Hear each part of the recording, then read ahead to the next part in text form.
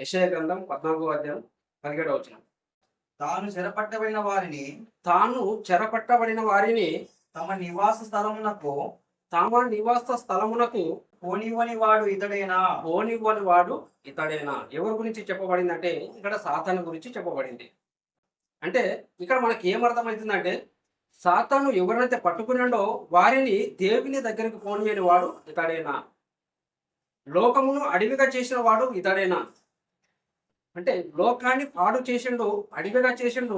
మనుషుల మధ్య ప్రేమ లేకుండా మనుషులలో విరోధం పుట్టించి మనుషులను ఒకరి పట్ల ఒకరికి అసూయ, కోపము, పగ ఇలాంటిది పెట్టి మొత్తం లోకాన్ని అడవిగా చేసి దేవుని దగ్గరికి పోనీయకుండా ఆపివేస్తున్నాడు.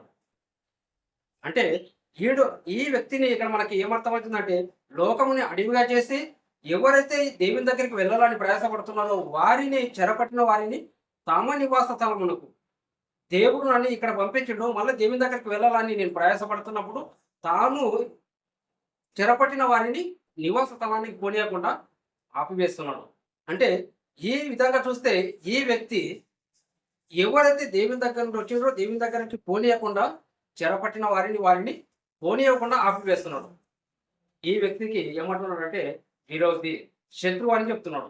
అంటే ఎవరు ఏ జాగా నుండి వచ్చిండ్రో ఆ జాగాకి వెళ్ళాలా, మనం వెళ్ళనీయకుండా వారిని ఆపుతున్నాడు అంటే విరోధి. ఎవరు ఏ స్థానం నుండి వచ్చిండ్రో ఆ స్థానానికి మళ్ళీ వెళ్ళిపోవాలా, ఇక్కడ వెళ్ళనీయకుండా మనం అడ్డగిస్తున్నాం అంటే అది శత్రువు. అంటే ఎవరినైతే పట్టుకున్నాడో వారిని వదిలిపెట్టకుండా వారిని దేవుని దగ్గరికి పోనీయకుండా అడ్డగిస్తున్నాడు. ఈ వ్యక్తి ఎవరు అంటున్నాడు అంటే విరోధి.